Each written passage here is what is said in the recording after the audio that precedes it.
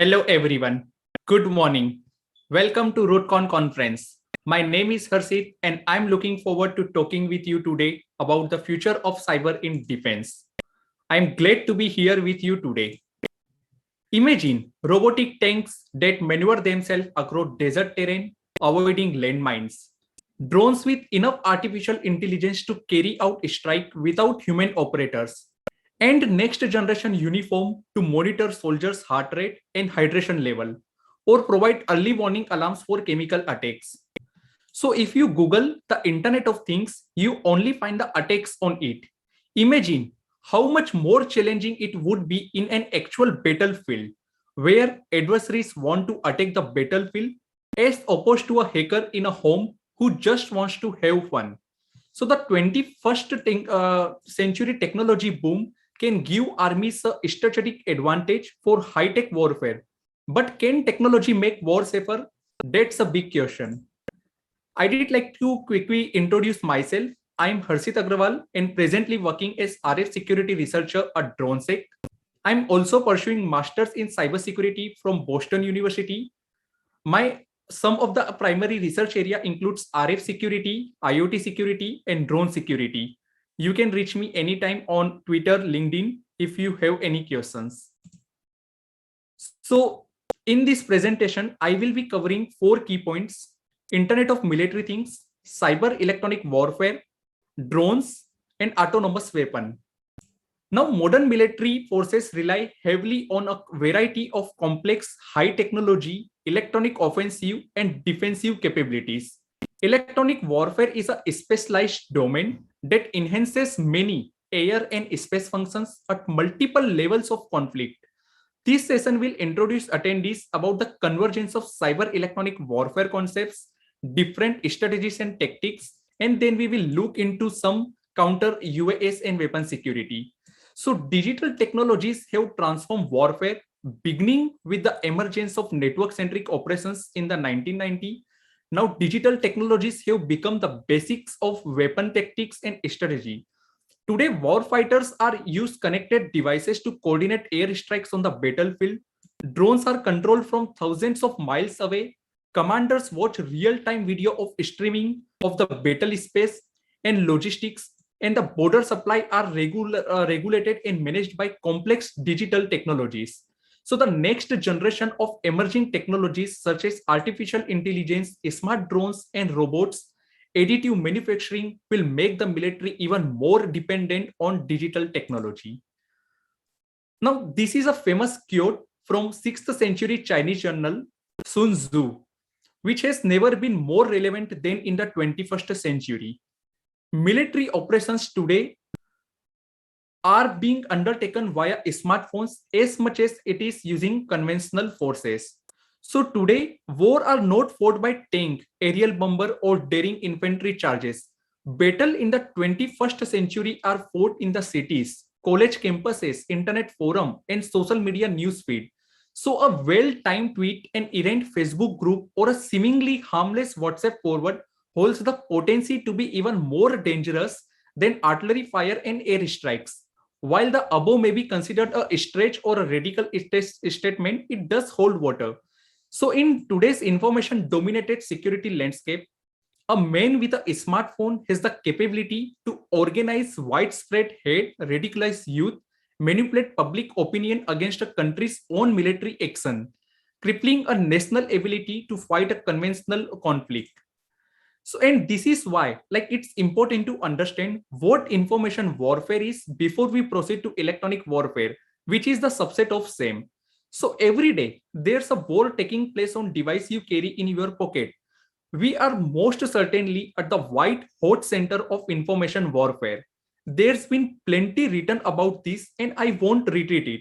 But I do want to share that this war is far more aggressive, strategic, and frankly successful than you can imagine. This new war is not about capturing lands as in previous conflicts. Instead, in the information war, the territory being won is the human mind. Now, the most visible battle spaces are our online forums like Twitter, Facebook, and YouTube. But the activity is increasingly spread to old school direct actions on the street in traditional media outlets. So World War III is a guerrilla information war with no division between military and civilian participations. Here is how this warfare works. Digital combatants, I could say. So often thought of as trolls, pick a story to amplify, often with a short-term news hook. They create a meme, a video, a tweet, or a blog post. The troll use a mix of human assets and automated personas to amplify the story. Now, this message is then pushed into the feeds of sympathetic real people who will amplify it further. So, if it goes viral or triggers a trending algorithm, it will be pushed into the feeds of huge audiences. Now, member of the media will cover it, reaching millions more. So, can this problem be solved with better automated review and editorial? Hardly. If the content is deemed false, it does not matter, it will be taken down. And if amplifier bots get shut down, that really does not matter. They are easy to replicate. In the future, as we convincingly predict, it will even only get worse. So this image explain like what activities are conducted in information operations. These include acquiring, using, protecting, managing, exploiting, and denying information. This activity take place within three interrelated components of information operations, which is operations, relevant information, and intelligence. Now, these components operate within a battle space information environment where organizations conduct these IO activities as a part of a dynamic iterative process to support each component in an integrated full dimensional operations. Now, what do you think of a world where every device you own is communicating with each other to do your daily task? You open your eyes in the morning and the device is telling you the whole list of tasks you need to perform today. Also, you give instructions through your mobile phone and your coffee is ready while you get ready for your office. So, where CCTV cameras can identify and stop excessive force before it turns deadly, to wearing sensor which reports with real-time health data to alert patient to emergencies before they happen. Even as drones, which is being used to support first responder, IoT has transformational impact on our life across multiple sectors. Social credit system, which expands the idea to all aspects of life, judging citizens, behavior, and trustworthiness, quoting jaywalking, don't pay a court bill, or play your music too loud on the train, you could lose certain rights, such as booking a flight or train ticket. And of course, privacy is dead. So there's a whole long list of tasks that IoT is helping us with. So can we say a world without IoT is like living in a stone age? It may seem like a big claim for some of you, but when you see the bits of IoT reflected in even mundane tasks of our daily life, you will agree to it. So how important is the Internet of Things in our life? And even question is how secure you think it is. So the benefits of IoT are undeniable.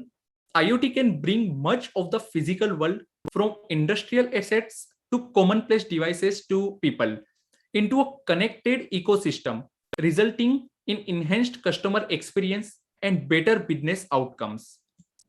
Now, increased connectivity and digitization in industry has produced an exponentially expanding attack surface behind which is safety, security, and critical services. But this increase in power and connectivity has largely happened without designing inadequate security protocols. And with all this seismic shift, the people will wind up mattering just as much as the tech. So human can't deal with the volume. With massive scope comes management trouble. The IoT hurdle revolve around the problem of too much data, too many security holes to plug, and too much guidance. Not all of it is successful. So even simple storage becomes an issue. The number of connected things is expected to balloon from 50 billion today to over 100 billion by 2025, with skyrocketing data generation spurring a need of for a like 750% expansion in data center capacity. So given the potential and influence that IoT has on the world, it is worth looking at the security risk associated with device. So in simple world, the Internet of Things is a broad network of connected physical objects or devices that communicate with each other and exchange data without human interference. So generally, all these devices are capable of collecting data, processing information, and transferring data.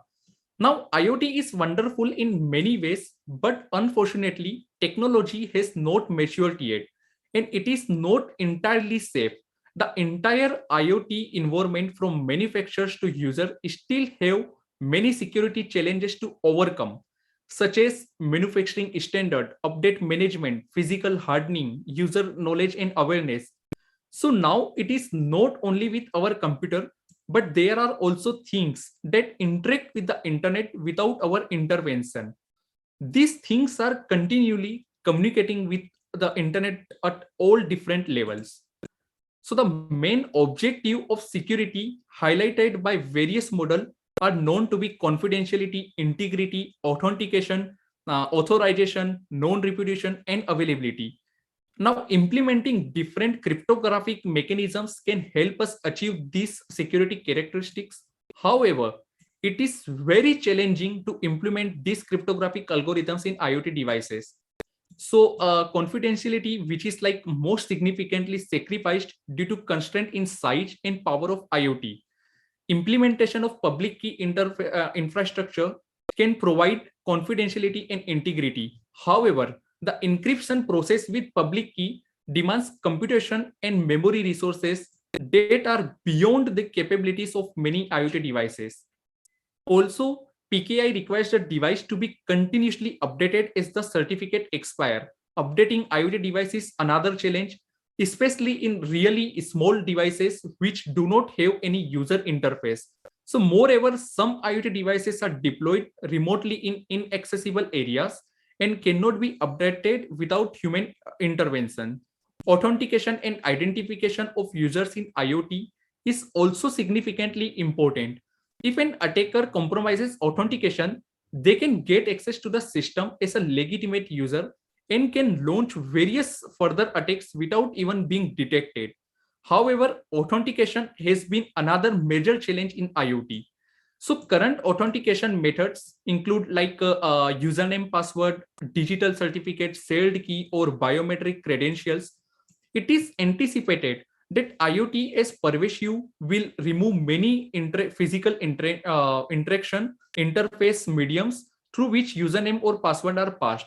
So furthermore, verifying identity can be challenging in the mobile environment of multiple IoT devices. Different users like move their IoT devices through different architecture and infrastructure, which is provided by different service provider. Now, the issue of anonymity makes it difficult to achieve accountability. To attain effective access control is another challenge. It is difficult to use well-known access control model such as like role-based access control, attribute access control for low-power devices. So ensuring that each device has the control to maintain data confidentiality and integrity within an organization is necessary. In addition, investigation of IoT security along with data integrity holds practical significance in IoT development.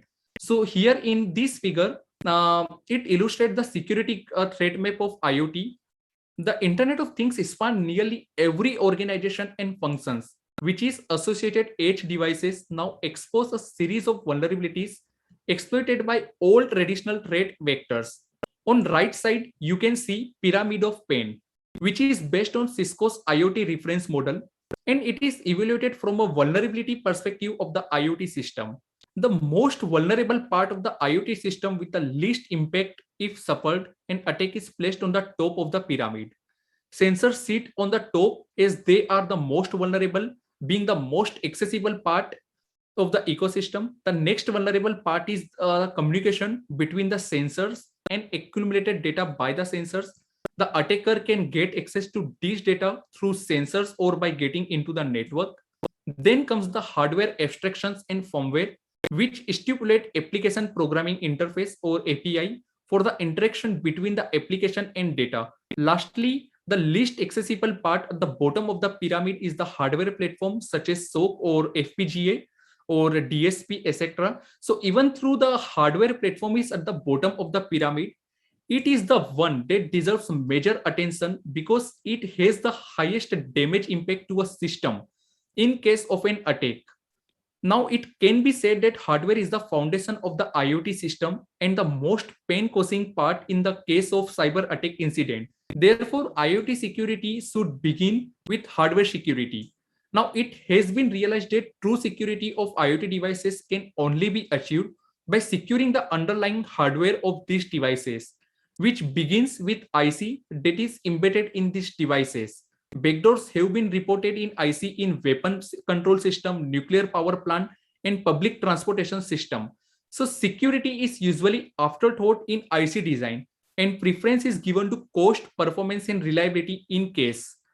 So let's consider these two simple case studies. For example, at a Department of Defense fuel depot, tank level, temperature, flow rate could be inexpensively and precisely monitored. Inventory usage and payments could be easily integrated with the backend business systems. Perimeter security could be enhanced with more inexpensive cameras and monitor motion sensors. Soil, water, and air quality could be continuously measured for leaks or emission. Tank and pipe erosion and pump vibration could be monitored to enable fixes before impeding failure or any potential fuel related hazards. But imagine the havoc that could be caused by a malicious actor hacking into this IoT tank form. If the typical IoT vulnerabilities are not addressed, tank level could be misreported, monitoring could be disabled, and malicious operators could dump fuel.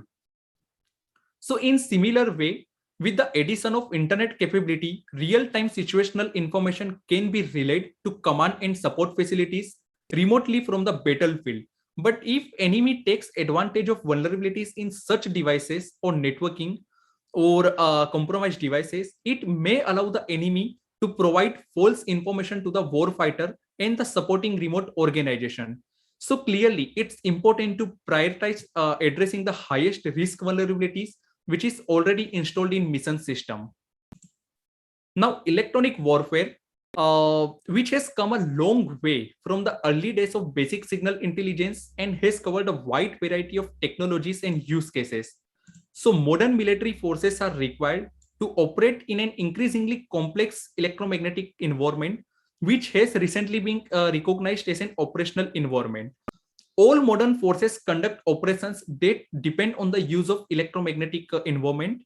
Now, the recognized need for the military forces to access to and utilize the EME creates vulnerabilities and opportunities for spectrum warriors. So, therefore, a new operational discipline has been set up accordingly, named Electromagnetic Spectrum Operations or EMSO. So any military actions invoking the use of electromagnetic and directed energy to control the electromagnetic spectrum or to attack the enemy. The purpose of electronic warfare is to secure and maintain freedom of actions in the electromagnetic spectrum for friendly forces and to deny the same for the adversary.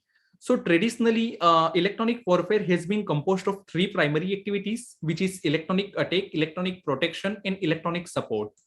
Now, EW techniques use electromagnetic energy on targeted frequency, effectively dominating the insurgent's ability to understand, sense, hear, or communicate. So, simplest example is like addressing a remote controlled improvised explosive devices, or what we call it like RCIED, where sophisticated electronic countermeasure jam the control signal and prevent detonation by telephone, radio controlled toys, or other radio frequency emitters. So why this all is important? Like we have seen so many things about the IoT and we have also seen the basics of electronic warfare. What does it mean? Now we have like convergence between the electronic warfare and cyber warfare. So declaring cyber as an official domain of warfare allows NATO members to improve planning and better manage resources for cyber defense operations, which means that they could respond to a cyber attack with conventional weapon, just as they would do for any air, land, or sea attack. So army trainers like successfully used cyber weapons and electronic warfare technology to thwart a simulated tank assault at a training exercise. Now the exercise reinforces the need for the electronic warfare and cyber protection technology. This tank had to stop, dismount, and get out of their protection, reduce their mobility. So exercise like this one help determine the technology and equipment necessary to achieve this effect in the field. If we don't win the cyber and EW fight, then the next maneuver may not matter because we may not get it. There is again one more thing, which is computer network attack in defense. So CNA is like what most people think of when they think of cyber warfare. They envision attacks like taking down power grids. They envision cars being stopped in their tracks. They envision like planes coming down. These all are possibilities in theory. CNA is the compromise of computer-based assets and manipulating the system. The systems can be taken down, data can be modified, resources can be misused for botnets, or any other action that compromise the integrity or availability of a system can be done. The computer system is either used against the organization or its resource or data are made unavailable. So to perform a CNA, attacker will likely not gain access to the network, but also perform reconnaissance on the network before taking down. So the reconnaissance will allow them to learn the configuration of the network and determine how to best perform the malicious activities.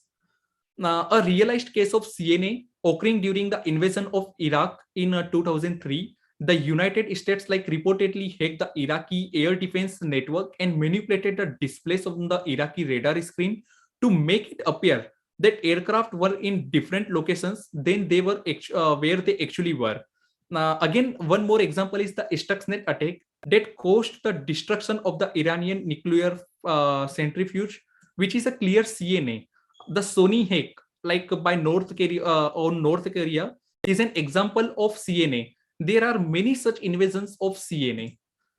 So the modern military forces rely heavily on a complex variety of complex, high technology, electronic offensive and defensive capabilities. Many areas are integral to information warfare, including electronic warfare, EMSO, CNO, and military deceptions, as well as psychological operations. So electronic warfare has been a sleeping beauty so far, hidden away and forgotten for a generation. Now it is a dragon about to be reawakened, and NATO leaders who continue to ignore its significance do so at the alliance peril. Here you can see how it started and how exactly it's going right now. So clearly there's a convergence between all of the different components from all different domains. So in convergence of electronic warfare and computer network exploitation attacks within the radio frequency spectrum, it describes how the integration of IP capabilities in system using radio frequency for communication provide attackers the ability to exploit systems on isolated network. So unlike current cyber and EW protection teams, which are focused on vulnerabilities within their respective areas, adversaries here are focused on achieving desired effects and end state goals. So this threat is highlighted by oversights in software and communication system developers in recognizing vulnerabilities, which is introduced during the integration of hardware and software. Now, digital technologies have transformed warfare, beginning with the emergence of network-centric operations in 1990. Digital technologies have become the basics of weapons, tactics, and strategy. Today, warfighters use connected devices to coordinate airstrike on the battlefield. Drones are controlled from thousands of miles away.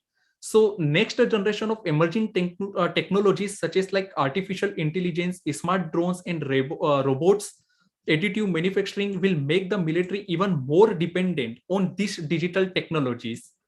So we could say that the electronic warfare is more significant to the military and cyber operation is more to civil like businesses or industry. Therefore, by sharing the same spectrum, there is some interrelatedness between these two units, which does not exist if one of the unit is threatened or attacked.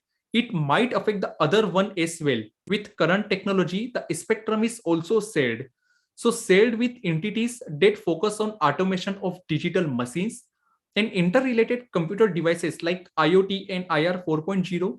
This interrelatedness affects everyone, does not matter whether you are a military or a civilian businessman or industrial player, both electronic warfare and cyber warfare. So may have their own ways in handling operational needs and defensive mechanism in military communication. It is usually better to respond to jamming by dropping the bit rate rather than by boosting the power. So the question is like, should electronic warfare technologies or techniques like deception and jamming be grouped together with seemingly related skills like cybersecurity and signal intelligence, or should they be treated as different discipline?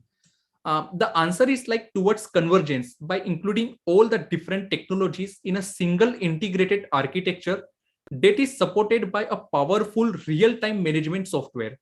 So in pursuing this vision, systems must have become more spectrally efficient, flexible, and adaptable. And spectrum operation must become near real time and able to integrate spectrum management, network operation, electronic warfare, cyberspace, and intelligence. All of these at the same time on a single platform. So the network new target of electronic warfare will be to gain the information dominance, that is the operational advantage established from fully integrated information capabilities. Future systems will not be able to use RF transmitter to jam enemy radar and communication, but also to insert virus and other destructive computer code into enemy systems to spoof or disable them.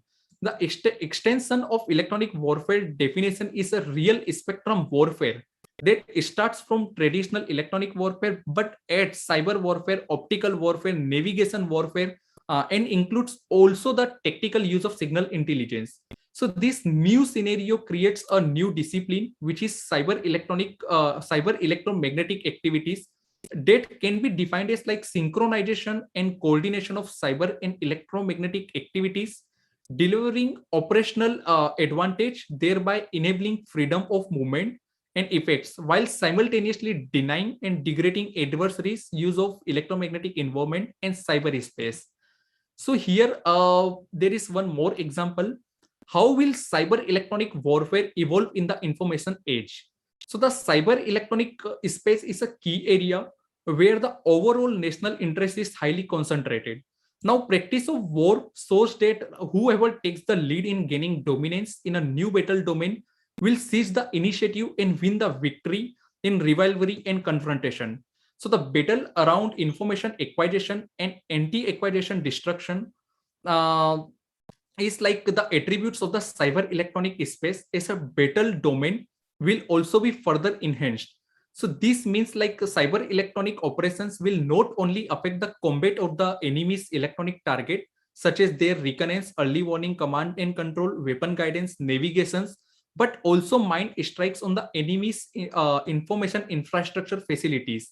And such potential war targets such as like energy, power and transportation information network, under certain conditions, cyber electronic attack will surpass firepower strikes, becoming the preferred method adopted by battlefield commanders and independently achieving the war purpose through a combination of soft and hard strikes.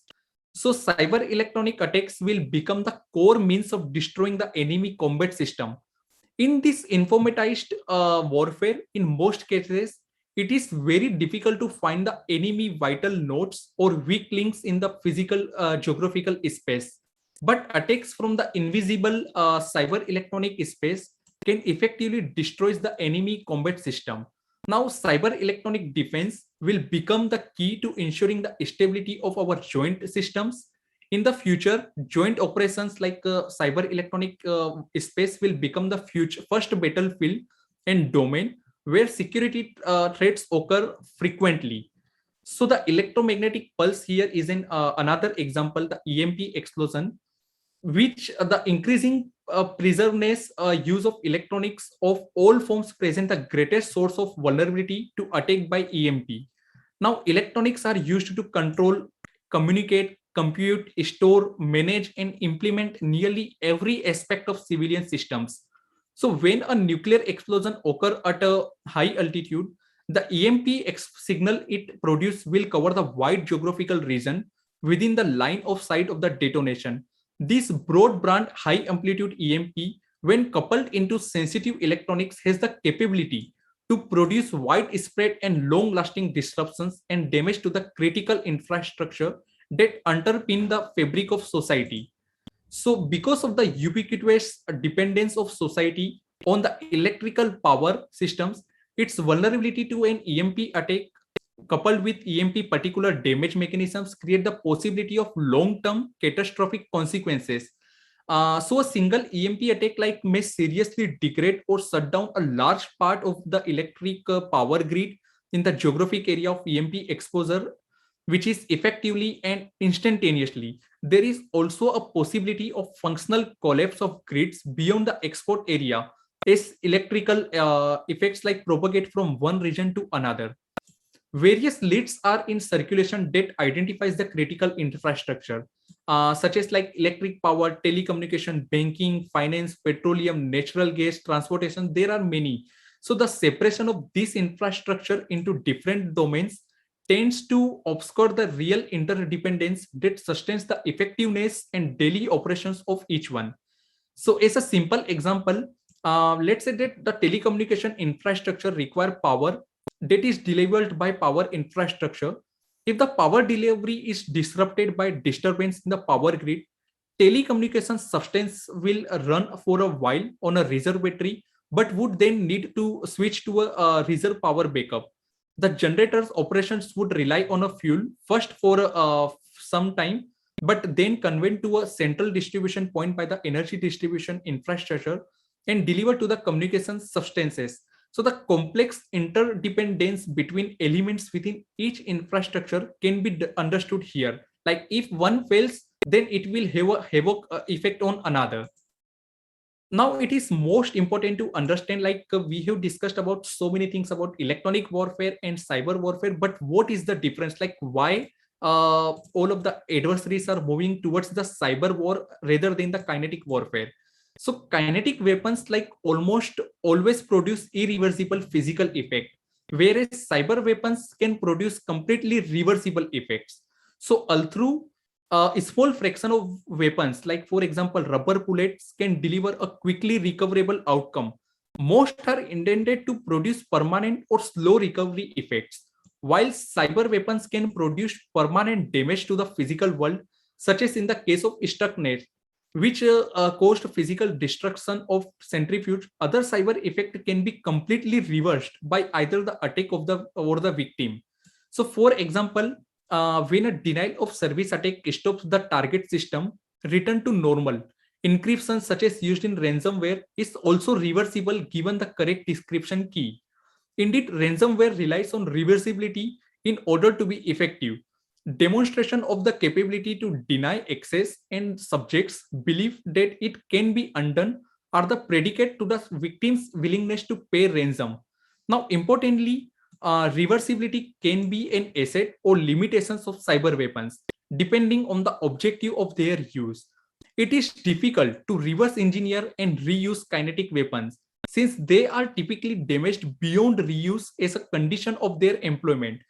Now, because cyber weapons are often compromised or easily replicable software, they offer more ability for others to observe, analyze, and reuse the weapons by simply copying the software and replaying the context of its employment.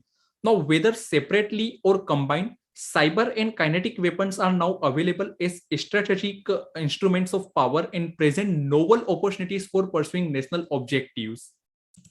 So here, further, much like any disruptive or transformative technologies, there can be little doubt that we are slaughtering the armed services conduct operation and coordination across forces. The modern concept of command, control, communication, and intelligence is driven by the information technology that is deeply embedded in advances in military armament, which commands high efficiency in decision making and control. So let's see some examples. Now it's time for cavalry to get serious about the cyber reconnaissance. The whole art of war consists of understanding what is on the other side of the hill. Now, in this world, much of the information which is essential to effective tactical decision making may appear in cyberspace long before it is extracted through the dangerous and painstaking process of air and ground reconnaissance. So here you can see some of the examples in which a modern equivalent of the World War II era warning that loose lips sink ships, maybe FFS, don't share your Fitbit data on duty. So let's consider this interesting case study where the fitness data company Strava recently came under the fire when it was discovered that its global heat map, which aggregated millions of geo-tracked devices, inadvertently revealed the location and outline of US military bases in conflict areas. So while the incident provides a useful reminder about the importance of operational security, it reveals a much more valuable message about the future of route reconnaissance as a military operation. Moving a large military force over unfamiliar terrain presents a formidable challenge. As a result of reconnaissance formation, which have traditionally needed to recontour ahead of the main body to assess the traceability of routes. So many locations of military and intelligence agency bases had already been previously revealed through many other public sources. But the bigger worry from an operation security standpoint is how activity data from IoT devices could be used to identify interesting individuals and track them to other sensitive or secretive locations.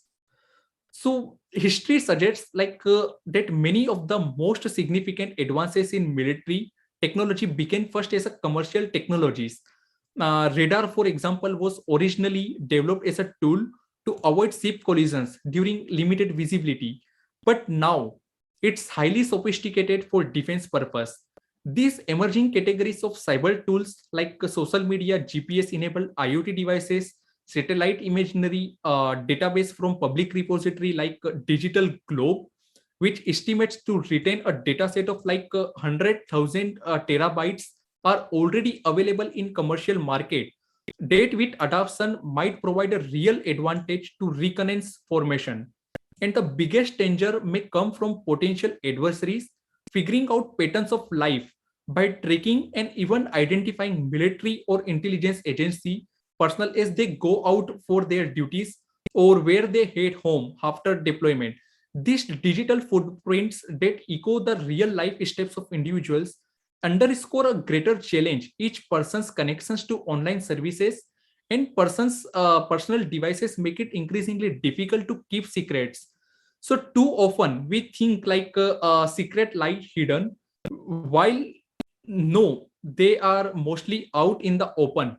Both militaries and public need to come to grips with the fact that the era of secret is arguably over.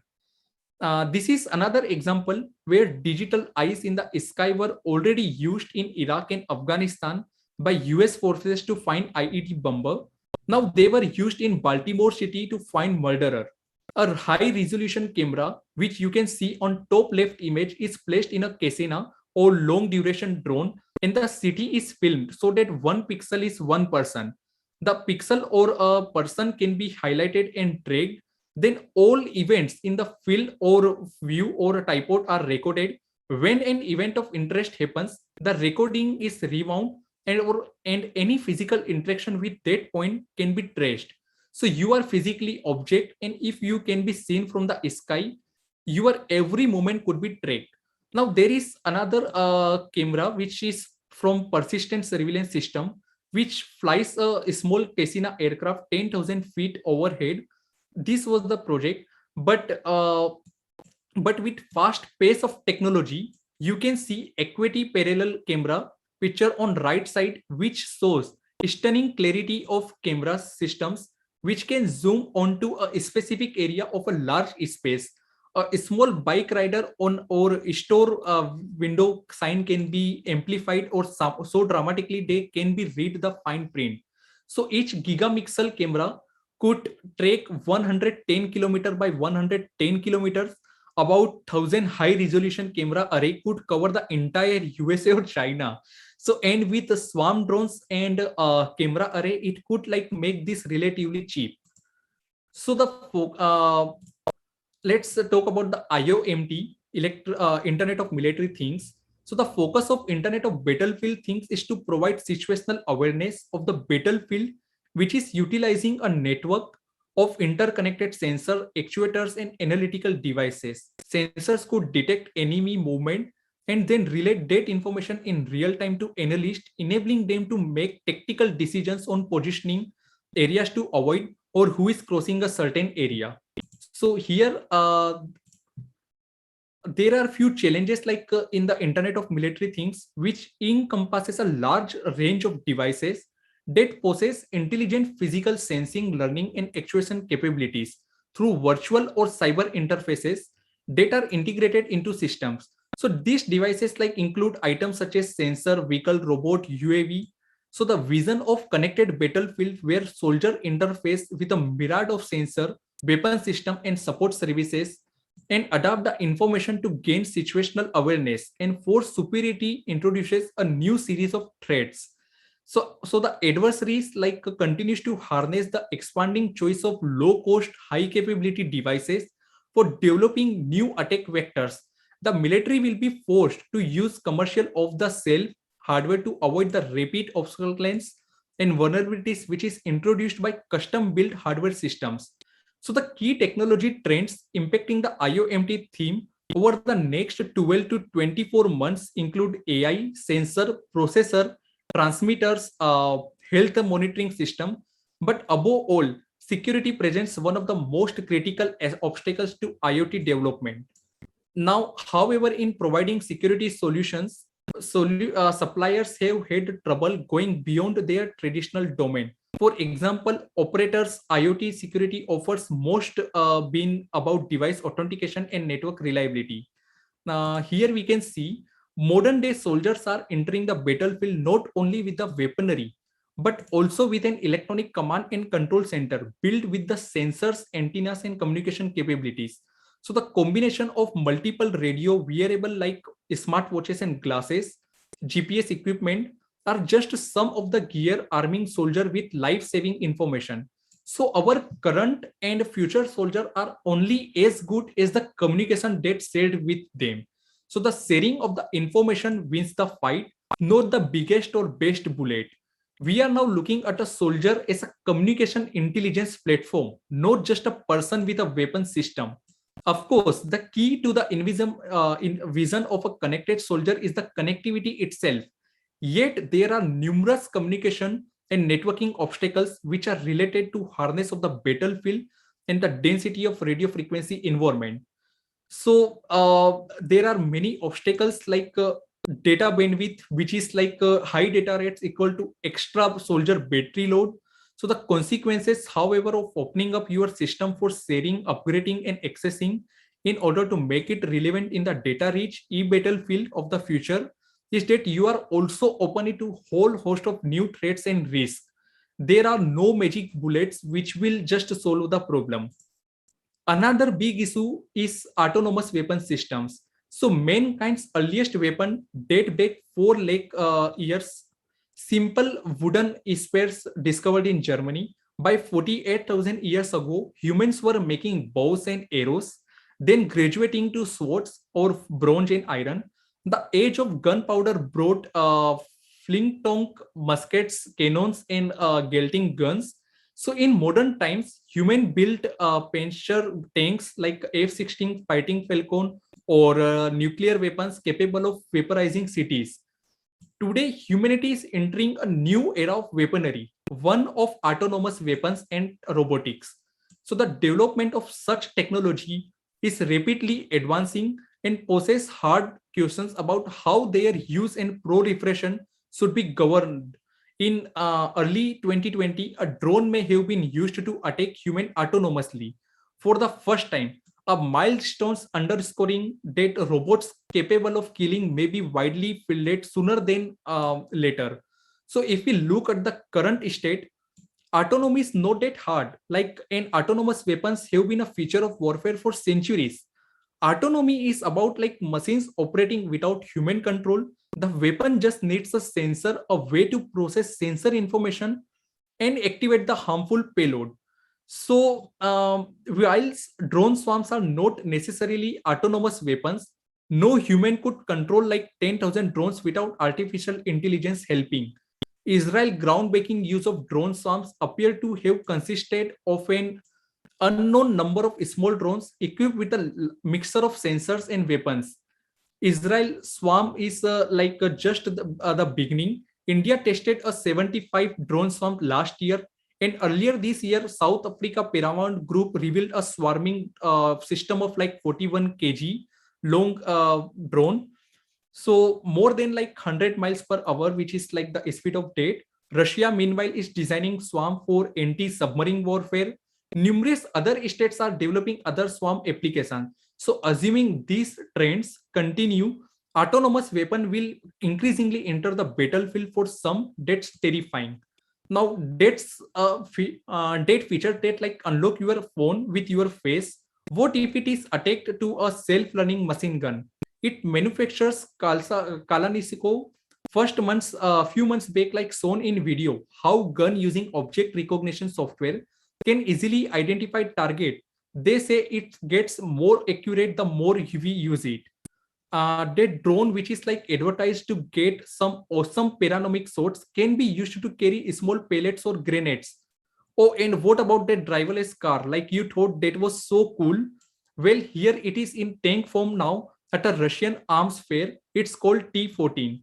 So recent events in like Afghanistan, Armenia, Azerbaijan remind us that today's global security landscape present a vast matrix of complex challenges for defense. One of the most concerning tactical development in the rapid evolution is the use of militarized drones. We cannot wait for a tragedy to be catalyst for change when proven technology exists today that can effectively counter individual and swarming drones. So UAV market is like projected to increase from 2.32 billion dollar USD in 2021 to 11.29 billion dollar in 2028, making a compound annual growth rate of like 25.39% during this period. So drones don't just threaten deployed military forces in installation, but also pose serious risk to civilian ventures such as airport, sporting stadium, critical infrastructures. There is like one very famous case study like from December of 2018, where a pair of unauthorized drones flew into restricted airspace surrounding London's Gatwick Airport, which lead to a 33-hour airport closure, cancellation of like more than 1,000 flights, and the disruption of like 1.5 lakh passengers. Cartels are also making use of drones to smuggle illegal drugs across our southern border. So a technology that offers significant economic promise has also become a weapon of choice by our adversaries. Let's review some anti-drone systems that are used to detect and neutralize these drones. So here, like you can see various methods to detect UAV, audio, visual, thermal, radar, radio, and Wi-Fi. These are some of the methods. In like thermal, we use the heat signature of a UAV, but due to the construction of most UAV in plastic, it radiates a minimal heat signature. So some of the Wi-Fi detection is like we use 2.4 gigahertz of 5 gigahertz frequency. So that is how we track the Wi-Fi based drones. Now, the most effective way to detect drone is with radio frequencies, which is like it has a long range about 1500 feet and it's difficult to circumvent. Only a truly skilled person could create a drone that would get past like radio frequency detection. So unlike other methods, RF detection can do more than just identify that a drone is nearby. Using RF detection, it is possible to get the following data like GPS coordinates of the drone, altitude of the drone, GPS coordinates of the pilot, unique identifier of the drone. So using RF detection, it is possible to find the drone and its operator. Using the various systems by integrating them in one anti-drone system, it is possible to provide more security and lower the probability that drones will fly in a restricted area. So we need these things because it's very hard to detect drone with our naked eye. Detection is not possible. Now, applicability of drone detection and identification methods depend on requirement, which is mandated by real life scenario. So that being said, we observe that methods other than RF sensing cannot be solely reliable to detect or identify intruding drones. Now, quickly moving forward, a broad range of weapons systems are in service in forces all over the world. Nowadays, state-of-the-art weapons systems are deployed beside legacy high-value systems that have been used for decades and will continue to be used for some time. So, modern weapon systems can contain hundreds or thousands of chips. Each of these chips can be sophisticated design containing billions of transistors, making highly complex systems of systems. So, elderly weapon system services are often extended on their performance, which is enhanced due to reduced budgets or delay in new procurement. So therefore, aged and state-of-the-art systems have to function together, not only from a communication perspective, but also from a complete system integration point of view. So let's analyze the parties involved in today's battle space, examine their impact on the weapon system edges on IT security. So first thing is like elderly weapon systems. The development, commissioning, and operation of a weapon system is very expensive. For this reason, such high value systems are built to be in service for like more than 30 to 40 years. While this is a long period of time, it is often extended even further for financial or procurement reasons. So because of late changes to specification or issues during the development process, delays of many years are not uncommon in this sector. Example is like Rafael Dell in India. So Rafael was like dealt in 2006, but we are purchasing in 2020 now. So over the year of this operation, the supply of spare parts can also be challenging. Companies might go out of business, change product lines, or produce new or incompatible products. Because of that, also contains like maintain availability, midlife upgrade programs. So these are some of the challenges. Another thing is like modern weapon systems are highly complex. They often contains hundreds of thousands of chips, which are extensive network and interconnected sensors, which are end systems. So given the pace of technological advancement, with new ICT being released every few years and weapon systems being designed to operate for a much longer time, it is often cost prohibitive to mandate the update of ICT subsystem in a timely manner. Another challenge is like network centric warfare scenario. So here is like we can see a simple case with the application of IoT paradigm in the mobility, military, and the weapon systems connectivity to the network. These facilities facilitates the commander to make real-time decision. However, cybersecurity threats to weapon system intensify along with the growing of IoT benefits. Coping with these cybersecurity threats nowadays, we require the implementation of security by design concept during weapon system development throughout the system life cycle. But not traditional security solutions, since only developed countries are capable of developing systems on their own. They adapt security by design when developing a new weapon systems. Another approach to acquire weapon system is through import. If a country cannot develop the whole system, so they import it. So for example, like some countries purchase critical parts like stealth functions in developed countries. In essence, it is problematic to verify security by using different cybersecurity processes and standards for acquire and provider. So besides, the provider developed the system of which its risk management was based on the assumptions of an environment which is totally different from that of the acquirer. Therefore, it is not appropriate for the acquirer to access risk based on the same environment in this respect. Therefore, we need a framework to design, verify, and test cybersecurity in the weapon systems import process. Now, in order to overcome this defect, there are few researches which is being conducted. One of them is like HSCMS, which is High Assurance Cyber Military Systems by DARPA, and another project is like Defense Acquisition Systems. So this is like entirely based for the USA, but for different countries we need different kind of frameworks. So that's again like a big challenge for the weapon systems ICT. Now we can say future war will be fought with 4 to 1 ratio of non-military, mainly cyber to military measures. Such interferences are indeed an act of war. So the decision we take today define the future we get tomorrow. So with these are, if you could like some more information, or if you want to study in more detail, these are some of the useful resources and websites that bring us to the end of the presentation. I did like to summarize by saying war fighting environment will continue to change and more reliant on spectrum for operations.